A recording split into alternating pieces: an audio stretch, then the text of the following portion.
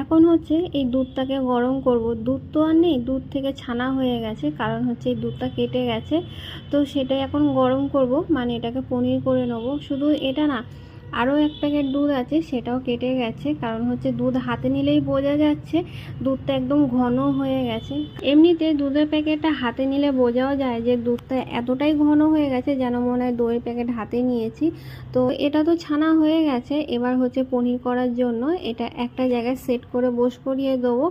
এবার হচ্ছে হাতে আরও একটা কাজ আছে, এখানে হচ্ছে অনেকগুলো লঙ্কা নিতে হবে, যেটা জল দিয়ে ধুয়ে নিচ্ছি এখন, যেটা আচার করার জন্য।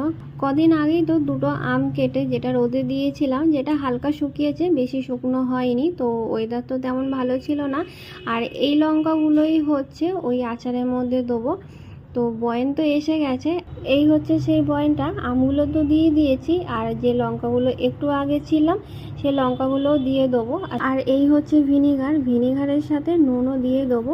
অবশ্যই এগুলো কিন্তু আমি একা একা করছি না, মানে আমি নিজে থেকে করছি না, বাবা বলে দিয়েছে, তো আমি সেইভাবে করছি। এটা দুদিন রোদে রেখে দেবো, তারপর এটা পুরো আচার মশলাভাবে দিয়ে রেডি করব। তো এটা হচ্ছে তো পনির হয়ে গেছে। এখানে ঘন্টা দেড়েক রাখলেই কিন্তু পনির সেট হয়ে যায়, বেশি সময় লাগে না।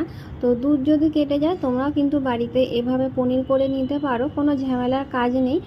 তো এটা এখন ফ্রিজে আমি রেখে দেবো।